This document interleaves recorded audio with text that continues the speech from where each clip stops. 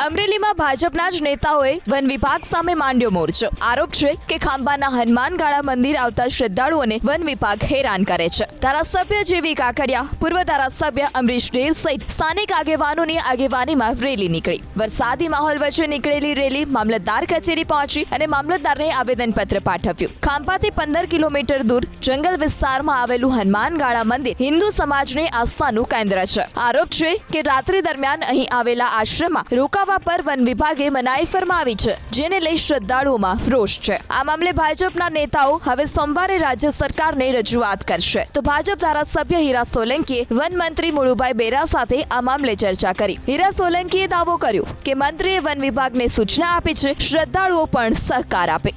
હનુમાનગાળા આપણા તીર્થધામ જેમ આપણે કહીએ છીએ ને આસ્થાનું કેન્દ્ર આપણે ખાંભા આખા વિસ્તારમાં એ વિષય ઉપર સતત 2 દિવસથી લોકોમાં ચર્ચા હતી કે ભાઈ ખાલી કરવા માટે વન વિભાગ દ્વારા ઘણું બધું પ્રેશર થઈ રહ્યું છે।